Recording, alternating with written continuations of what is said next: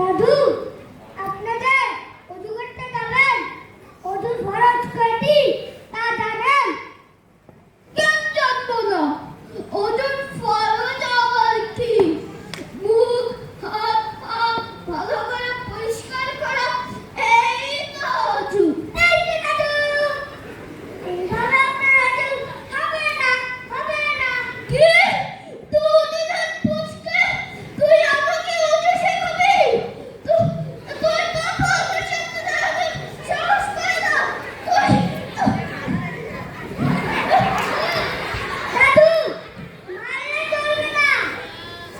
অজুর 4টি ফরজ আছে। অজু সুতার জন্য 4টি ফরজ আছে।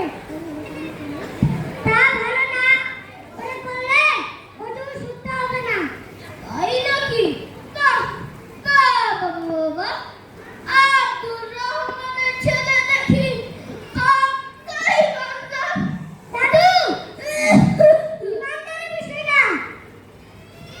আমরা যা জানি না তা জানতে হবে, শিখতে হবে। তাই বলে তুই আমাকে এতদিন পর অজু শেখাবি? আমি প্রতিদিন অজু করি। আমি আজ 52 বছর ধরে অজু করি। তাহলে আমাকে একটু অজুর ফরজ কয়টি তা শোনান তো দেখি। আরে বললামই তো, মুখ ধোয়া, হাত ধোয়া, পা ধোয়া, কোমর ব্যথা, এই তো অজু। এই তো দাদু, এইভাবে আপনার অজু হবে না, হবে না।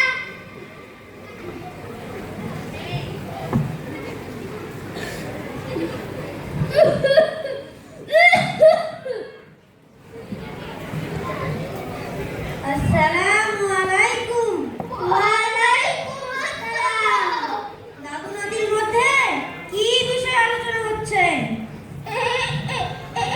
এই যে ইমাম সাহেব, এই দুদিনের পুচকে আমাকে অজু শেখাচ্ছেন।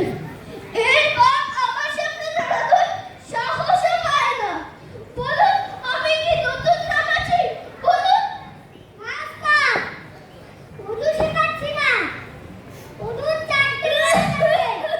তা আদায় না করলে অজু শুদ্ধ হবে না। আপনিই বলুন ওস্তাদ। তাহলে আমার এতদিনের অজু কি হয়নি? হয়নি, হয়নি দাদু।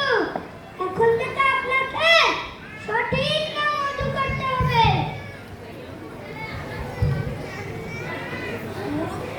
মুরব্বি, আব্দুল্লাহ ঠিক বলেছে।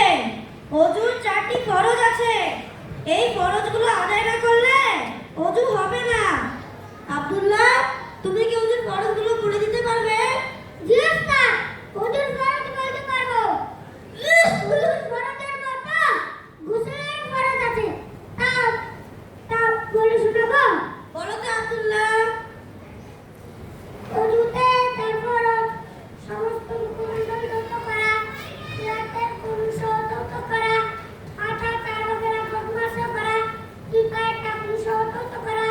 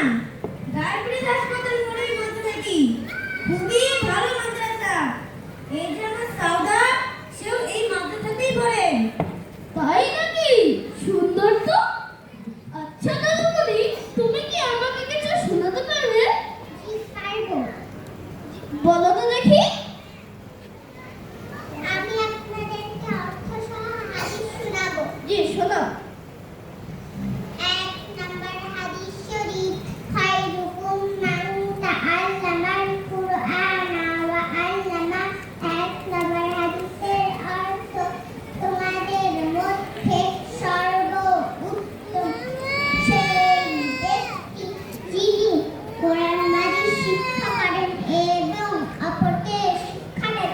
2 নম্বর হাদিস শরীফ, তালাবুল ইলমি ফারিদাতুন আলা কুল্লি মুসলিম। প্রত্যেক মুসলমানের উপর জ্ঞান অর্জন করা ফরজ। আর কোনো চিন্তা নেই, আমি আমার নাতনিকে আলিফ ইন্টারন্যাশনাল মাদ্রাসায়